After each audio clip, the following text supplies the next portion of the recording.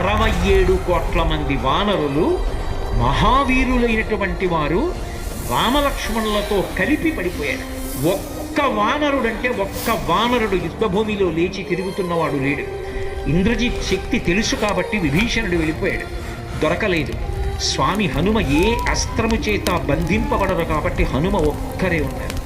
అందరిలో పెద్దవాడు, బ్రహ్మ యొక్క అంశలో వచ్చినవాడు జాంబవంతుడు నేల మీద పడిపోయి ఉన్నాడు. విభీషణుడు కాగడా పట్టుకుని అడిగాడు, తాతా కుశలమేనా అని అడిగాడు. వానరులలో శ్రేష్ఠుడైన హనుమ బ్రతికి ఉన్నారా అని అడిగాడు జాంబవంతుడు. విభీషణుడు అన్నాడు, తాత నువ్వు అడగవలసినది రామలక్ష్మణులు కుశలముగా ఉన్నారా అని అడగాలి. హనుమ కుశలముగా ఉన్నారా అని అడిగారేం తాత అని అడిగారు. మొత్తం వానరులు రామలక్ష్మణులతో కలిసి పడిపోయినా కూడా నష్టం లేదు. హనుమ ఒక్కరు బ్రతికి ఉంటే మళ్ళీ అందరూ బ్రతుకుతారు. అందరూ బ్రతికి ఉన్నా హనుమ ఒక్కరు పడిపోతే బ్రతికి ఉన్న వీళ్ళందరూ పడిపోతారు.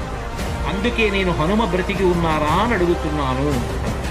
వంగి జాంబవంతుడి పాదములు పట్టుకుని తాతా హనుమ నీ కుశలం అడుగుచున్నాడు, నమస్కరించుతున్నాడు అన్నాడు.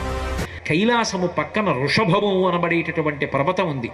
అక్కడ పరమశివుడు తన యొక్క త్రిశూలాన్ని ధనస్సుని నిలబెడతాడు. అక్కడే ఆదిశేషుడు ఉంటాడు. 2 పర్వతముల మధ్యలో ఓషధీ పర్వతం ఉంది. ఆ ఓషధీ పర్వతంలో 4 ఓషధులు ఉన్నాయి. మృత సంజీవని, విశల్యకరణి, సువర్ణకరణి, సంధానకరణి అని 4 ఉన్నాయి. ఆ 4 ఓషధులు తీసుకురావాలి. నువ్వు వెంటనే ఆ ఓషధులు తీసుకొస్తే వానరులు బ్రతుకుతారు. ఒక్క గుదుటున బయలుదేరి కైలాస పర్వతం దగ్గరికి వెళ్ళిపోయారు. ఈ స్థానములన్నీ చూశారు. వృషభ పర్వతం దగ్గరికి వెళ్ళారు. 2 పర్వతాల మధ్యలో ఓషధీ పర్వతాన్ని చూశారు. ఓషధీ పర్వతం హనుమ వస్తున్నారు, ఓషధుల్ని తీసుకెళ్ళిపోతారని కనపడకుండా వాటిని దాచింది. నా స్వామి అయినటువంటి రామచంద్రమూర్తి కార్యానికి పనికి రాకుండా ఓషధుల్ని దాస్తావానని ఆ సంజీవని పర్వతాన్నంతటిని పెళ్లగించి చేత్తో పట్టుకుని ఆకాశ మార్గంలో కించిత్ శ్రమ పడకుండా కాంచనలంక ఉన్నటువంటి దక్షిణ తీరానికి చేరి యుద్ధభూమిలో దింపారు.